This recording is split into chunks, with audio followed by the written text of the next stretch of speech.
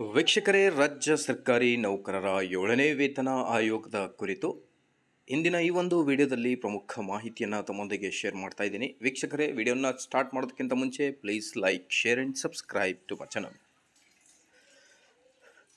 ರಾಜ್ಯ ಸರ್ಕಾರಿ ನೌಕರರ ಪ್ರಮುಖ ಬೇಡಿಕೆಗಳಲ್ಲಿ ಒಂದಾದ ಕರ್ನಾಟಕ ರಾಜ್ಯ ಸರ್ಕಾರಿ ನೌಕರರ 7ನೇ ವೇತನ ಆಯೋಗ, ಓಲ್ಡ್ ಪೆನ್ಷನ್ ಸ್ಕೀಮ್ ಮತ್ತು ಹೆಲ್ತ್ ಸ್ಕೀಮ್, ಈ ಎಲ್ಲ ಶಿಫಾರಸುಗಳಿಗೆ ಮೆನ್ಷನ್ ಮಾಡಲಾಗಿದೆ. ಮಾನ್ಯ ಮುಖ್ಯಮಂತ್ರಿಗಳು ಆರ್ಥಿಕ ಇಲಾಖೆಯೊಂದಿಗೆ ಚರ್ಚಿಸಿ ಮೊದಲ ಕ್ಯಾಬಿನೆಟ್ ಮೀಟಿಂಗ್ನಲ್ಲಿ ಡಿಸ್ಕಷನ್ ಆಗುತ್ತೋ ಅಥವಾ ಎರಡನೇ ಕ್ಯಾಬಿನೆಟ್ ಮೀಟಿಂಗ್ನಲ್ಲಿ ಡಿಸ್ಕಷನ್ ಆಗುತ್ತೋ ಅನ್ನೋದರ ಬಗ್ಗೆ ಕುತೂಹಲದಿಂದ ಕಾಯ್ತಾ ಇದ್ದಾರೆ ರಾಜ್ಯ ಸರ್ಕಾರಿ ನೌಕರರು.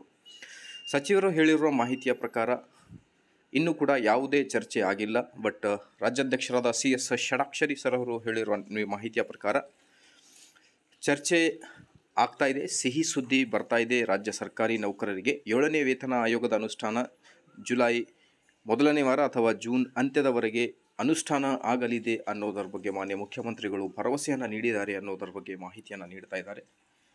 ಹಾಗಾಗಿ ಇನ್ನು ಎಷ್ಟು ದಿನ ಕಾಯಬೇಕು ಅನ್ನೋದು ಒಂದು ಕುತೂಹಲ.